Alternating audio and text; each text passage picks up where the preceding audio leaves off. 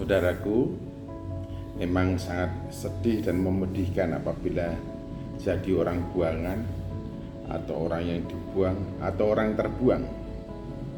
Nah, mengapa bisa demikian? Orang-orang dibuang, terbuang, atau merasa disingkirkan, dipinggirkan, dibuang. Bisa saja hal itu terjadi karena memang orang yang bersangkutan tidak mendatangkan manfaat bagi orang lain, bagi dirinya, bagi keluarganya, bagi lingkungan sekitarnya, sehingga orang ini dianggap bahwa tidak ada manfaatnya atau orang lain katakanlah juga menganggapnya sebagai sampah. Wah, itu adalah satu posisi situasi yang sangat sulit untuk orang yang bersangkutan. Nah, pasti hal itu tidak akan terjadi di antara kita, orang-orang yang percaya. Kita sebagai orang percaya satu sama lain tidak akan pernah membuang siapapun dari kehidupan kita, karena masing-masing orang bertanggung jawab atas dirinya di hadapan Tuhan, dan setiap orang bernilai sama di hadapan Tuhan. Harga dan nilai penebusan setiap jiwa adalah darah Kristus, bukan dengan emas, bukan dengan permata, tapi harga penebusan setiap pribadi, setiap orang adalah darah Yesus Kristus. Oleh karena itu, setiap orang berharga di mata Tuhan.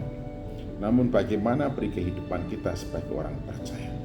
Kita memang tidak akan dibuang, tidak akan menjadi orang yang sengaja disingkirkan oleh saudara-saudari seiman kita dalam kehidupan kita bersama.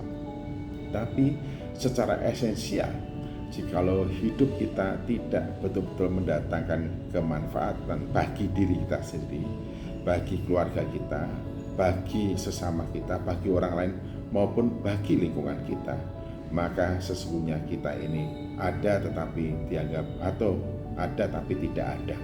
Jadi percuma saja keberadaan kita karena memang tidak mendatangkan manfaat dan kemanfaatan bagi orang lain. Sehingga ada seorang ilmuwan mengatakan bahwa hidup yang paling berarti dan bernilai bagi seseorang adalah jikalau atau apabila hidupnya itu mendatangkan arti dan manfaat bagi orang lain, atau hidup yang berarti itu kalau mampu membuat orang lain mampu menemukan betapa berartinya hidup ini. Jadi hidup yang berdampak positif terhadap orang lain itulah hidup yang berarti. Nah, dalam kebenaran firman Tuhan dikatakan kamu adalah garam dunia. Ini artinya Tuhan sudah men-set kita, merencanakan kita, merancangkan kita, memposisikan kita pada posisi yang menjadi dan mendatangkan berkat bagi orang lain. Kata kamu adalah garam dunia. Keberadaan kita dalam kehidupan bersama, keberadaan kita dalam komunitas kita, keberadaan kita di dalam dunia ini memang diset oleh Tuhan untuk mendatangkan manfaat bagi orang lain, bagi dunia ini. Lalu dikatakan kalau garam itu sudah tidak asin atau menjadi tawar, apa artinya? Sudah tidak ada gunanya dan akan dibuang dan diinjak orang. Jadi sebetulnya dibuang dan tidak dibuangnya kita dari antara dan dalam kehidupan bersama itu sebetulnya ditentukan dan bergantung pada diri kita sendiri. Apa yang kita buat, bagaimana kita hidup di dalam dunia ini, sesungguhnya itu yang membawa kita, menempatkan kita pada posisi yang kemudian menjadi orang yang dibutuhkan atau tidak dibutuhkan. Ketika hidup kita mendatangkan kegunaan, kemanfaatan, berkat bagi orang lain, ketika hidup kita mampu menghidupi orang-orang di sekitar kita, mampu mendatangkan berkat bagi orang di sekitar kita, mampu memotivasi orang di sekitar kita, ketika hidup kita membuat orang lain menemukan arti hidupnya, membuat orang lain menemukan jalan hidupnya, membuat orang lain itu mengerti solusi bagi persoalan hidupnya, maka keberadaan kita di antara orang lain sesama kita betul-betul diperlukan, dan sungguh-sungguh kehadiran kita sangat-sangat bermanfaat bagi orang lain.